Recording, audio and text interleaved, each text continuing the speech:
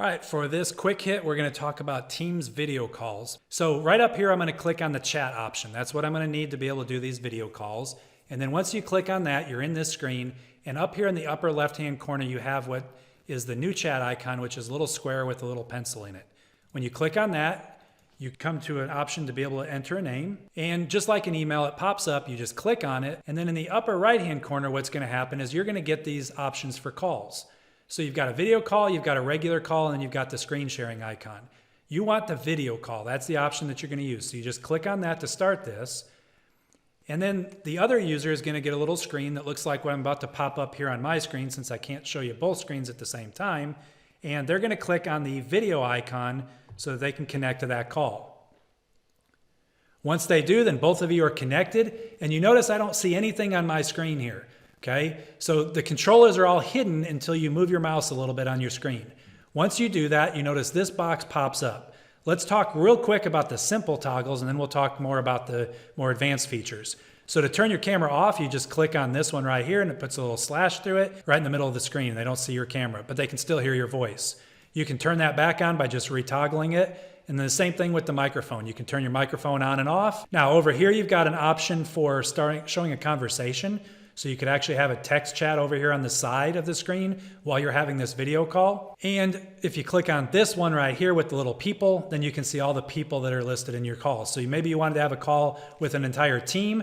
So you know there's 4 of them on that team. You've got them all listed over there. You can see real quick right there which ones have connected and which ones haven't. Those are simple toggles. We're going to talk a little bit more about the more advanced one, which is this sharing of your screen right here. So when you click on share screen, you get this option down here that shows all of the screens and all of the open programs that you have. So there's a difference in which ones you select. Let's say that you just wanted to show a PowerPoint or something, and that was showing in this screen maybe. Well, then you would click on that. What's going to happen then is only that PowerPoint will show. Whatever else you do on your screen, if you switched out the PowerPoint and tried to put up a Word document in the middle of the call, then it's still going to just be showing that PowerPoint. It won't connect to anything else.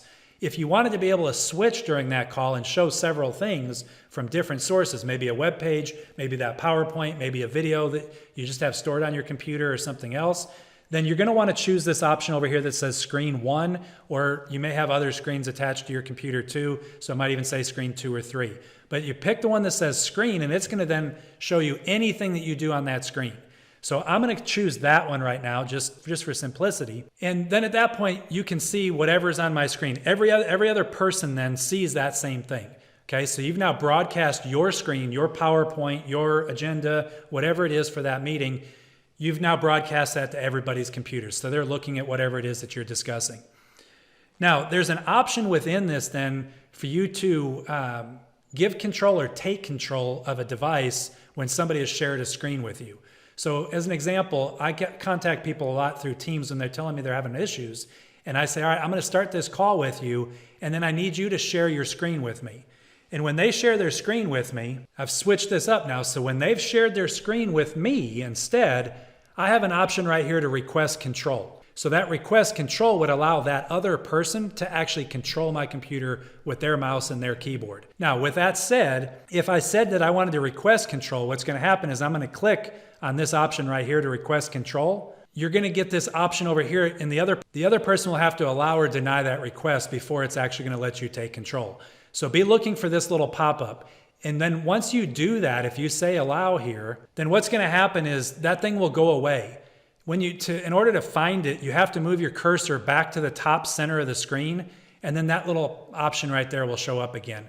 And that's where you could say cancel control as well. Don't want to get too caught up on the controlling and canceling control, because it probably isn't something that you'll use as much as just sharing the screen. If you want to talk about how to end that screen share, then you notice down in the thumbnail of your computer screen, there's that icon that has the little computer screen with an X on it. That means instead of now where it had an arrow before saying, hey, I'm going to share this, now it's saying I want to end that share. So that's where I would do that, and that would end that screen share so that my screen is no longer showing up and everybody's cameras are going to be showing the way they should. So that is essentially all the stuff that you need to know about setting up a Microsoft Teams call. Remember, when this thing goes away and you can't find it, it's because your mouse is off the screen or your mouse hasn't moved in a while. But if it does, all you have to do is move your mouse a little bit on that screen and that box will pop back up and everything's good.